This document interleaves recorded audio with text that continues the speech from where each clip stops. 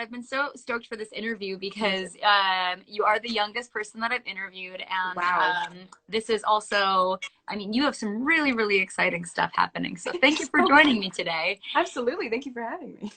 How has quarantine been for you? I'm so curious where you are, what new habits you've been picking up, and what you've been up Mhm. to. Yeah, quarantine's been weird because all of this is kind of blown up over quarantine. It's caused like a weird feeling of it not being fully real yet. So I'm still kind of in a daze of like, wow, this is my life now. Um, it's been kind of hard to write, I've noticed, but it also has taught me to write about myself. I've over the years I've learned how to write by writing about my relationships with other people, and that was kind of my thing, and I'm having to learn to like reflect on myself through my writing now. So that's kind of cool. That's so interesting, and Thank that's you. actually something that I've never really considered before. As somebody who I listen to a lot of songs about love and about relationships, and that's something that I think is a real like it's underserved is songs that are just about yourself and just about the kind of person that you are. So I love to hear that. That's amazing. Thank you so much. Um, what has been bringing you joy every day? What have you been watching and listening to and been up to? Just lots of FaceTiming friends, constantly, always talking over text, over call. I'm just trying to like stay sane. I'm a person who thrives off of like interacting with other people. So staying alone all the time has been hard. I've found joy in just making as much music as I physically can. Although it's a little harder now, I have all the time in the world. So it's like, even if it's not good, I'm going to make it, right? That's So, amazing. Are yeah. you making music with a goal in mind? Or are you making music with the intent to put it together for an album, or is this just purely catharsis for you? Currently, right now and forever, the entire time I've been writing, it's been to cope with things. That was how I got started. I never really even had the intent of it being put out until people showed interest. So I think I'm going to continue writing to cope. I do have songs that I'm working on to be putting out soon, but right now it's, most studios are closed. A lot of people are working remotely, so it's a little different than it usually would be. And I'm just writing to write. You know, that it makes me really happy to hear that. And that's something that, in speaking with a lot of musicians through Tower Records, I found that a lot of them have to say that it's really a lot of pressure to try to create right now. And so the fact that you're able to find comfort in that and having that be sort of the thing that is keeping you going is a really refreshing change of pace. And I wonder how much of what you've been writing is kind of informed by the world around us and what's happening in America. A lot of it's just been, I've kind of avoided writing about even just the stress of life. I've been trying to focus on everything else. Yeah, I don't know. I've also just been working on a lot of instrumentals and trying to create tracks that when I am ready to start writing lyrically, I'm set and I'm ready to go. Because I do produce generally for myself. Um, yeah, it's been weird, a little all over the place. Is that something that's new to you? And I'm curious about the instruments that you're using right now, and if there's anything that you are considering diving into. Uh-huh. I taught myself how to produce on GarageBand, which is the Amazing. most basic. And I got Logic like right before quarantine hit. So I've been just teaching myself how to produce correctly because, self-taught isn't always, you don't always have the best habits or you don't exactly know how to organize. So yeah, it's just been trying to learn as much as I can about the new softwares, trying to even learn through other people, like talking to other producers or other writers and how they co-produce all this stuff. It's just been a huge learning curve, but like so exciting. Yeah. That's so cool, and congratulations to you for having the desire to go after that. I think that's an incredibly. I think a lot of creatives can be sort of passive when it comes to their own success, and that really shows your ambition. Thank you. I'm curious what you mean when you say the right way to do things, because I definitely know that when I'm learning a new program or when I'm learning something, I kind of just fuck around and like Yeah. do it wrong a lot until it's like kind of works for me. And so can you talk a little bit about that? Yeah. But I didn't know how to even like organize like between audios or how to put things together so that they look coherent and it's easier to like even just look at it. I was just again, fucking around. I would just mess around with drums, whatever sounded okay, I would kind of put that together. For a while, when I first started, I would use like random samples and loops just to get me started because I wasn't quite at the point where I was doing that for myself. Honestly, there it really is no right way to produce, right? But it's a lot easier when you know how to organize things and when you get used to the software that you're using. So that's what I'm doing right now. Yeah. I'm curious, as somebody who's learning how to use Logic and produce more, are you curious about diving into like getting MIDI controllers and all the fun samplers and stuff like that? Oh yeah, I've got like two right now. A friend of mine gave me his. A lot of things are back ordered, so it's hard to get some equipment right now. I was able to get a mic. I was using a crappy USB mic forever, so I'm learning how to try and mix vocals like at the very basic level. Yeah, I'm still just even exploring Logic's not samples, like keyboards and like all of their instrument sounds. There's so many to go through, so Yeah. I'm still even just getting through that. Yeah, well, that's an amazing creative task, and Yeah. I think you have the right idea by not putting pressure on yourself to like make something to put out, but just doing it for the sake of doing it, for the sake of learning. That's great. Let's talk about Lemons, dude. Holy shit! It is. I looked yesterday. It's at 8.5, over 8.5 million listens, which is nuts. Like it blew up, and I am so curious about what that felt like to you, and did you expect that to happen at all? No, I did not. I wrote it like a month before I had posted anything about it, and I had posted it to like a private account of mine with just my friends, and they really liked it. So I posted it on TikTok, and with the intent of like maybe a couple people seeing it and being like, oh, I like that. And then overnight it blew up. Like I went into a movie and I came out and then it had like 30,000 likes, which was insane for me. I was like, what's going on? And from there, it just kept growing and growing and growing. And at that point, you know, it's called Lemon's Demo because it's not like, at the time I was like, yeah, I think that I'll end up like putting it out professionally. But at this point, it's so big and it's doing so well, I don't even think we need to. Yeah.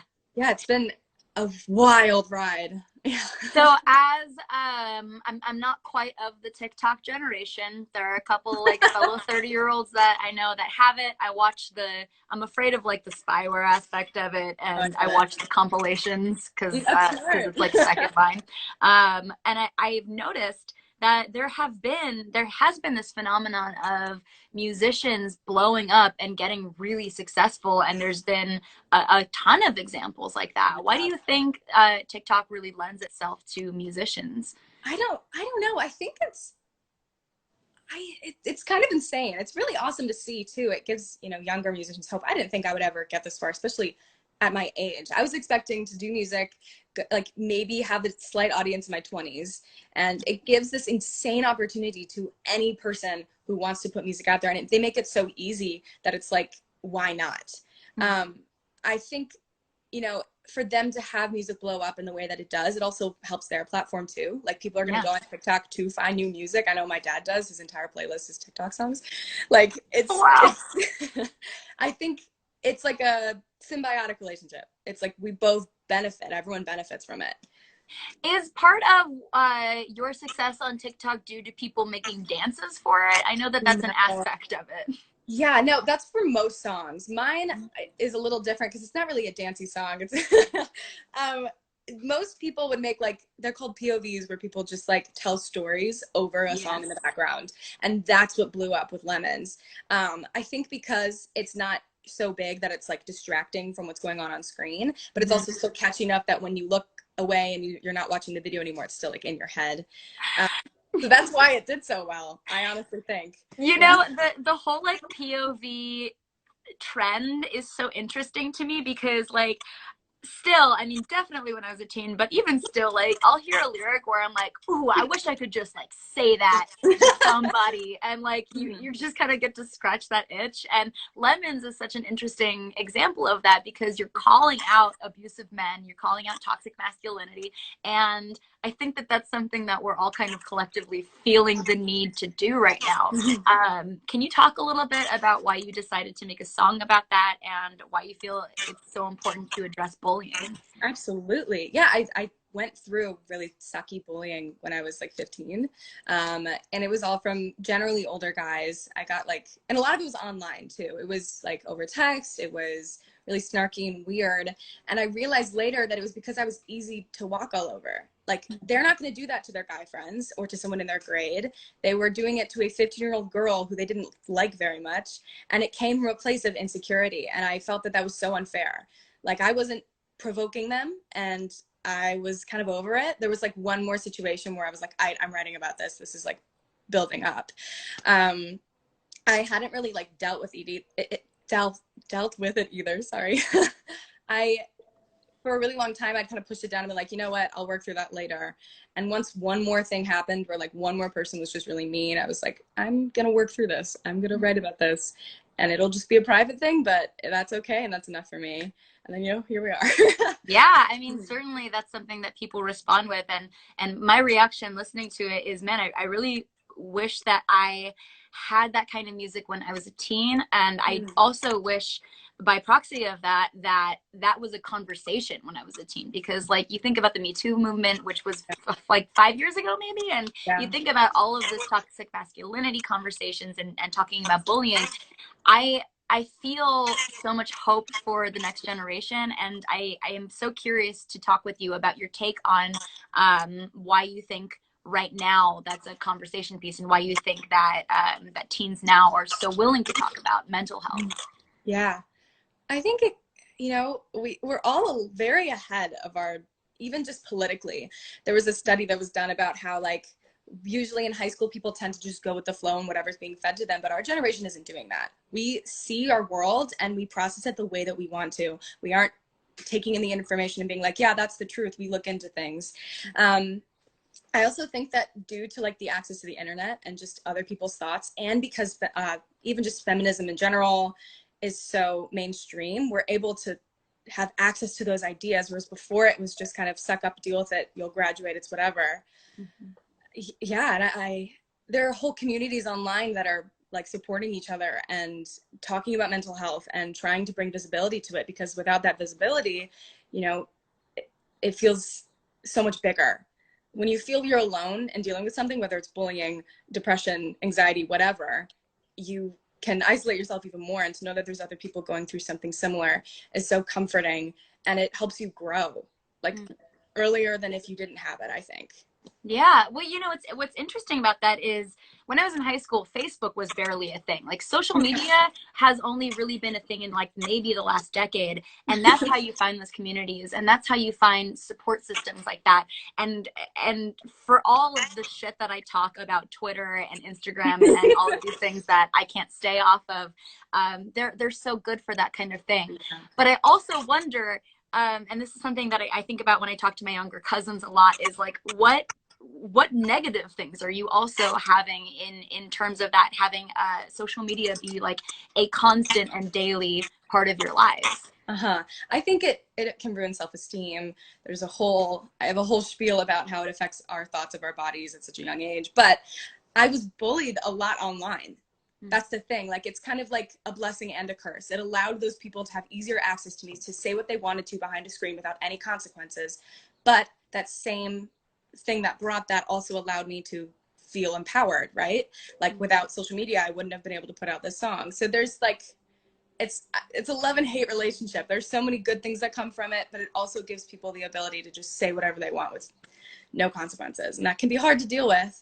Yeah. Something that I've noticed is that it's a real personal balance that you have to strike for your own mental health. And like there was like the Apple screen time thing where it's like, you've been on Instagram for 4 hours. And it's like, I just hit the snooze button on that. And that's something that I still am wondering how to do. Do you have a way that you sort of mitigate how much time you spend on social media and how much time you spend online? I'm not on all the time. Actually, I'm pretty bad about even responding to text. Like, I go on, I talk to my friends, and that's really it. Although quarantine has made everything kind of weird. I mean, I'm on my phone all the time now, whether it's just listening to music or scrolling through videos, just trying to stay entertained. but before that, I was pretty good about it. I didn't grow up with social media. Like, I got social media freshman year of high school. I got a phone freshman year of high school. I didn't grow up with Snapchat or Instagram or any of those things. So I was introduced to it pretty late. And I think because of that, I'm not quite as attached to it. Thank God. Yeah, yeah, I do think that's like a kids these days, like Yeah. a worry, especially because like TikTok, especially, I was a cringy ass drama kid teen, and Yeah. I know I would have been on cringe TikTok for like forever, and you can't take that back. No, you can't. Oh my gosh. Well, Yeah, wait, that's another thing. Like, I'm kind of glad I didn't have it in middle school because I'm sure I would have had so many embarrassing posts or just like stupid stuff. Yeah. Oh my God. I'm happy to hear that from you, because that's something that I like constantly. What are the long term uh, results of just putting whatever you want out on the internet? And I do like watching cringe talk compilations, I have to Me too. admit. It happens. Well, speaking of finding your community, you also just posted that it's the 1 year anniversary of you coming out as bi. Congratulations to a Yes. fellow bi person. Thank you so much. I Thank you. fuck yeah, I think that that's something that is certainly a gift to the next generation, and something that is obviously, it's Pride Month, or it just closed out. Yes. So I'm wondering about a little bit about the decision that it took to come out as bi, and if you have any songs on the horizon or about that specific subject matter. Yeah. I actually came out, that was before I had any audience. That was just my friends and family. That's I awesome. didn't think that it would be that big of a deal, and it really wasn't. Like, most people weren't surprised. They didn't really care. There was no drama, thank God. It was generally really accepting and great. I went to the Pride Parade and I was like, you know what? I'm just going to do it. I'll get it over with. And thank God I did, because if I then had an audience and then had to try and come out to that audience, I think it would have been a lot harder for me. Because that feels a lot more vulnerable than getting an audience after you've already come out, I think. Yeah. So thank God that it happened the way that it did. Shoot, what was the other part of your question? Yeah, songs. Yeah, they're in the works. Amazing. Yes. I'm looking forward to a bisexual anthem from you. Oh, something that we haven't talked about yet is going back a little bit, is the music video for Lemons, which just dropped, and it's so like, it's such a cool aesthetic, and it's so beautifully designed. Is it something that was shot in quarantine, or is this something that you guys made? I'm curious about the decision to make it a lyric video as well. Yeah, a guy named Justin, he worked for, like, he's in college right now. He 3D rendered everything in that video. What? Yeah, all of that is 3D rendered. He did an incredible job. We had like a little Pinterest board full of like ideas. And the original idea I had for the music video was a girl with a lemonade stand, boy on a bike comes over, kicks it over, she burns his house down. It was like the whole like setup for it. And so we took that and we kind of put it in the lyric video in like a little Easter egg way. He is incredible. I saw it and I like cried because I was not expecting it to be that good. My expectations were not nearly like that. He shot it through the roof. It was so good. I'm shocked. I had no idea. I had no idea too. I was like, how did he get all this footage? And I asked him, he goes, yeah, I 3D rendered all that. I'm like, are you kidding me? He did so good. Yeah. Tell me his name one more time. Justin. Oh, what's his last name? Shoot. You know what? I can't remember his last name. Shout out to Justin. Justin, he's gonna go places. That's incredible. Yeah. Absolutely. So was that during quarantine? Were you not able to shoot it in your vision because of social distancing? Yeah, we weren't able to go out at all at that point. That was when like in full swing. So I mean, that's been something that's been such a gift to me, is talking to these musicians who have also had to adapt in these ways, and seeing, I'm a big believer of creativity within confines, and how certain challenges actually make you a better artist. And so I mean, that video would have never happened in that way. And that blows my mind. That's amazing. His name is Justin Wood. Justin Wood. Remember, sorry. Thank you. Hell yeah, Justin Wood. That is so cool. Do you have any songs that you have in mind for a video next? Oh gosh, yeah. So I think we're planning on releasing one soon, and then there's going to be another after that. And I think it'll just, we're playing it by ear right now. I'm still independent, so I don't have any like contracts to fulfill really. I'm kind of just going with the flow, especially because times are so kind of uncertain right now. It's just a matter of one foot in front of the other, do what we got to do, there's no rush. We're all inside anyway. Like, it's Yeah. okay. So, Just work we'll on your see. stuff. About a month ago, I think you also released a live song of a song off of a musical you wrote in high school. What the hell? Yeah. I've Tell me written, about yeah. writing a musical. I want to hear what it's about, and tell me about that song, please. Hmm. I've written 3 musicals for my high school. I'm currently writing one. My school, we're really cool. We have like a program called Black Box. It's where students can write shows, plays, musicals, comedies, whatever. And you submit it for like a little festival, and they choose one drama and one comedy. My freshman year, I wrote one about a girl coming out, and then last year I wrote one. I co-wrote it with my friend Ani about like a girl who who wants to be a knight but can't because she's a girl, like all this stuff. And then this year I'm currently writing one. I don't know if it'll happen because theater is kind of iffy right now with, you know, the regulations on schools and what's going on. But yeah, I love writing stories and I like writing music that doesn't always have to be with me. Like, I can place myself into a character and just like write from their point of view, and that's really fun. Yeah. So, as a fellow theater kid, are you also maybe looking to have a career as an actor as well? Well, I have no idea. I honestly don't know. I grew up doing theater. That was like my introduction to music. I started when I was like 7, and I've continued through high school. This year we're doing Les Mis. We'll see what happens, but that would be crazy. Maybe. That idea is really cool, but I don't know if I could even handle that. What's your favorite musical? Oh shoot, the last 5 years.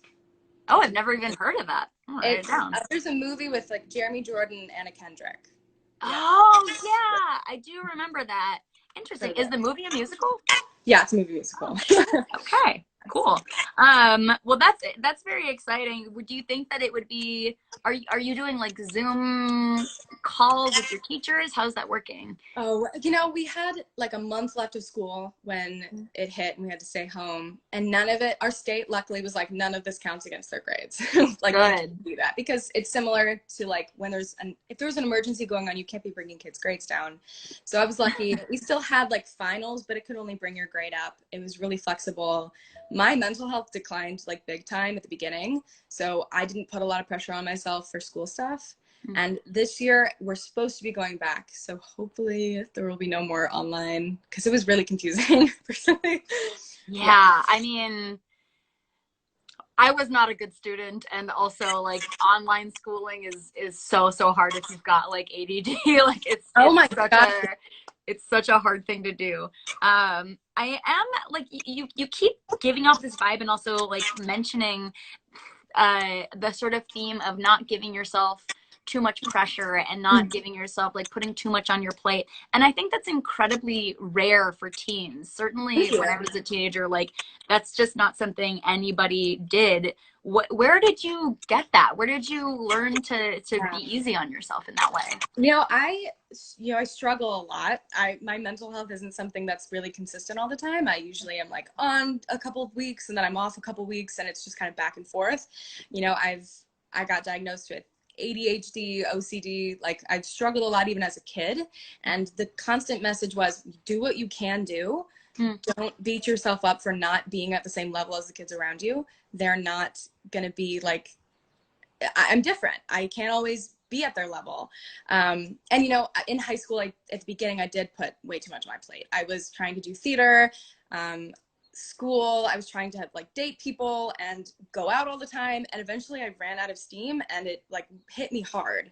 And so, you know, it's a lesson I'm always trying to keep learning. And yeah, it's hard, but right now, especially with the way that the world is, it's a lot easier. No one should be putting pressure on themselves right now because nothing's normal. Why would we be behaving normally when nothing in this world is normal right now? Very well said. Yeah. I mean, that's also something that a lot of your adult counterparts are struggling with right now. I think that, like, you know, when you're supporting yourself with your music, like, you know, and in the film industry too, it's like it's so uncertain. But ultimately, like, you kind of just have to sit and wait it out and be good to yourself. I'm very curious if you have.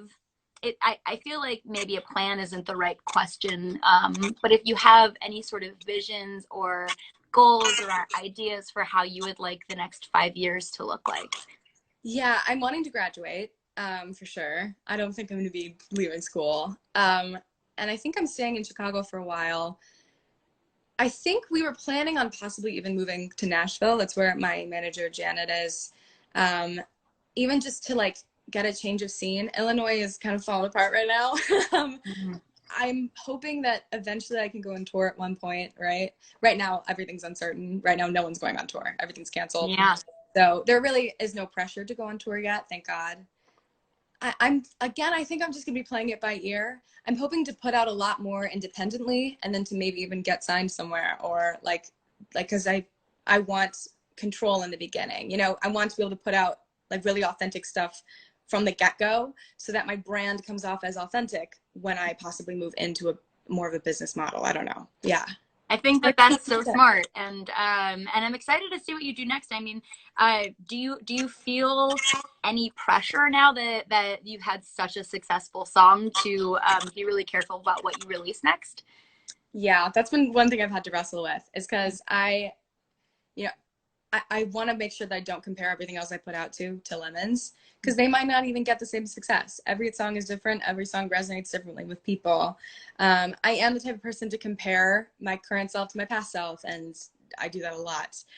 So that's definitely going to be something I'm going to have to work through later if, let's say, maybe the next song doesn't do quite as well. And you know what? That's going to be a lesson I'm going to learn, and I'll figure it out, and it'll be okay. Yeah, I think that's great, and that's actually something that just came up in an interview I had yesterday with a musician who she said that she actually learned this from a John Mayer TED talk I think that he did that was basically like it doesn't matter how successful you are as a musician, you're starting from scratch every time, That's true. and it's such an interesting way to work and something that as I'm not a musician and so that's so interesting to me, and I think the task of kind of getting over that and being easy on yourself is monumental. Yeah. Jimmy Sprinkles has a very fun question in the comments that is, would you ever collaborate with Billie Eilish? Who would not? Who wouldn't? Who wouldn't collaborate with Billie I Eilish? would. I don't know what I would do. I'd stand around and compliment Exactly. her. She's great. There you go. Actually, I do wonder because there are parallels with you and Billie Eilish. You know, they're both young musicians, very, very like stylized music. And I'm curious, do you get compared to her very often?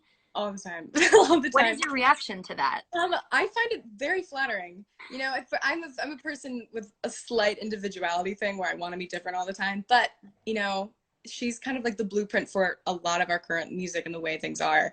I'm sure that a lot of it's inspired by that. At the beginning, I got really compared to Dodie Clark because of the way that I sing is kind of softer. But then once the lyric video came out with like the black oil, I got accused of copying a lot. It was very funny to me. I find it a very big compliment because she is incredibly talented. She's so like well spoken. I don't know, just that's a great comparison to me now. I've learned to be like, you know what, that's awesome. So Yeah. Well, I'm so happy about that. And also, like, we like black goo, okay? It's yeah, what's cool. wrong with Black Goo? Come on, get out of here. Bree, you've been such a joy to speak with. I just have a couple more questions for you, and thank you for your time. Oh, absolutely. At Tower Records, we have a saying, and that is no music, no life. And I would love to know what that means to you. Oh gosh, you know, my whole life has been music. I was singing honestly before I could fully talk. My mom's side of the family is very musical. My whole childhood was music related. So I literally don't know what my life would be without music personally. So yeah, no music, no life. I love that. That's really cool. Yeah, and it's spelled with K. Two meanings. Oh, so that's awesome. I love that. And then the last thing I would love to do is I'd like to give you the floor if you have anything that you'd like to say to your fans, people who are just coping with quarantine and everything else that's happening in the world. You've got the stage, girl. Awesome. Yeah, there's no pressure. Absolutely none. Don't be comparing yourself to your friends. We are all built differently. We're all made differently. We all cope completely differently with stress. Some people might be workaholics right now and they'll be able to get everything done and they look like they're doing perfectly fine, but inside they're really struggling. You might be struggling outwardly. It's okay. Everyone's